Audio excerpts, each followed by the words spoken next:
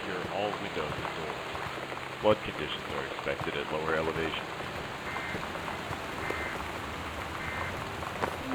You know that feeling where the first moment you see someone, it's like they have a big gold star around them, and you have to get to know them? Well, there's this girl. I think she's a senior. She's usually dressed kind of punk, but sometimes I see her in this, army uniform, and she's always drawing in this notebook, looking so intense. I had no idea how I would ever, have an excuse to talk to her. Till I noticed she and her friends hang out and play Street Fighter at the 7-Eleven every day after school.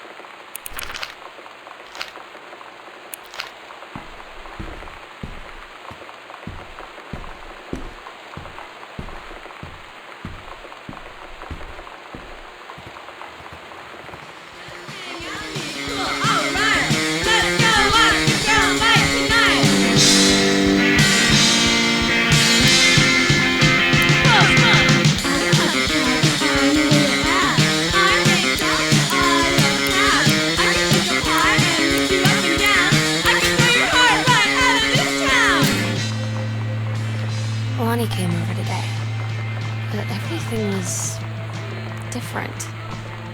She was sitting at my desk chair, and she wouldn't look at me. Finally, I asked her what was going on. She said she felt like she'd done something wrong that night in the city. Like I must think... But I said no, there was nothing wrong. I just wanted to say... But I couldn't find the words. I felt like I was gonna cry, but I wasn't sad. She got up and sat next to me on the bed. I looked at her. Lonnie, do you think you could ever... And that's when she kissed me.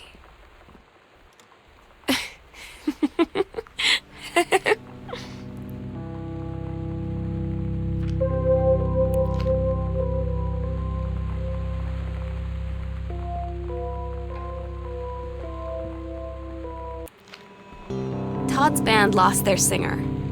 Todd said he sucked. Lonnie said he got sick of Todd's shit, and he was complaining about needing a new singer. So Lonnie was like, I can sing. And they were all kind of like, you can? And she was like, probably. But she's been rehearsing with them for like a week now. And I finally got to see them play in Todd's basement today. And she's actually really amazing. I feel so proud when she's on stage. It's incredible being in awe of someone you love. So everybody knows it's like a temporary situation till she ships out in June. But till then, I'm gonna be at every single show.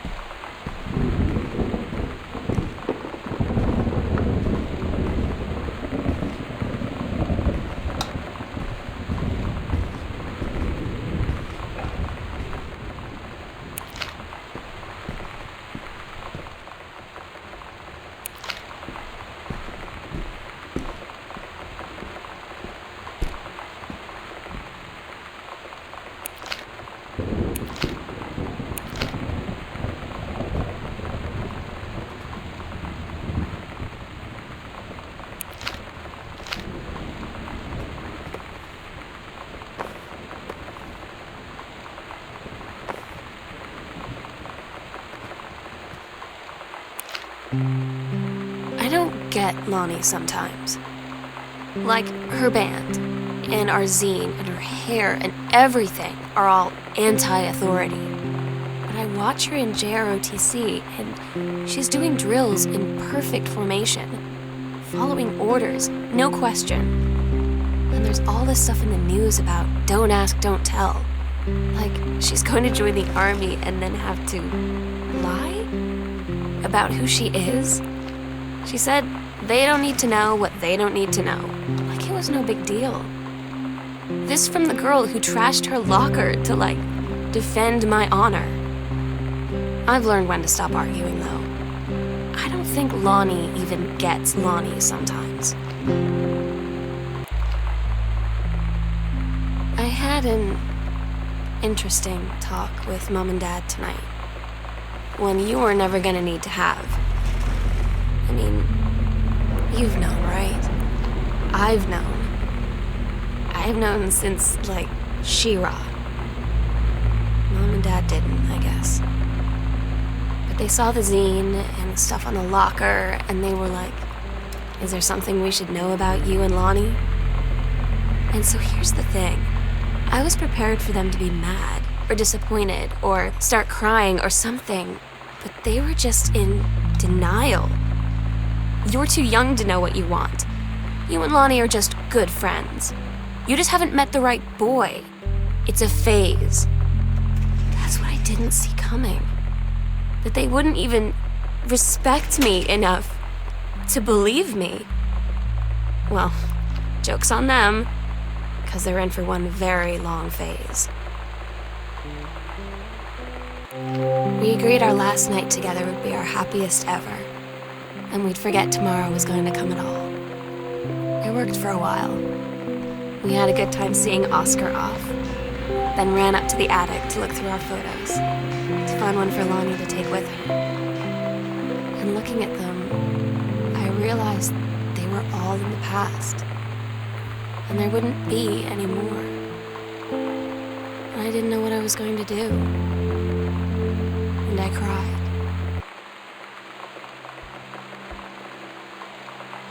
The sunset light in this house is the saddest thing I've ever seen. I just want to sleep. When I'm in the attic, it almost feels like Lonnie could still be here. She's just downstairs.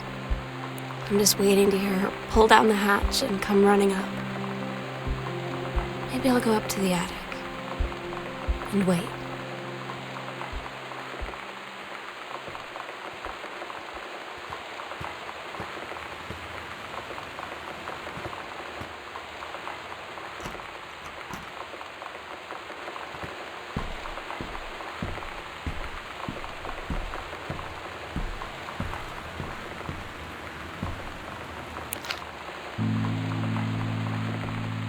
Oh my God.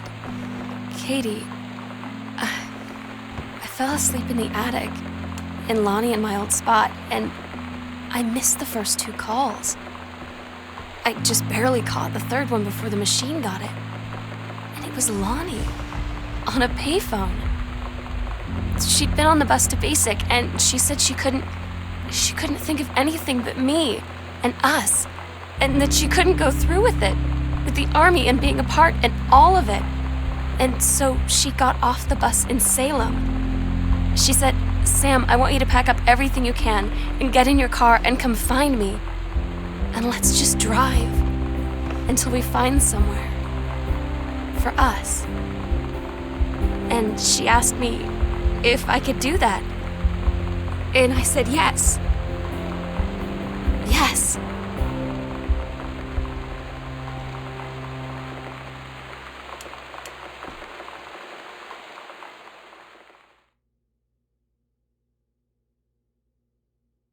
Katie, I'm so sorry that I can't be there to see you in person, that I can't tell you all this myself. But I hope as you read this journal and you think back, that you'll understand why I had to do what I did, and that you won't be sad, and you won't hate me, and you'll just know that I am where I need to be. I love you so much, Katie. I'll see you again. Someday. Love.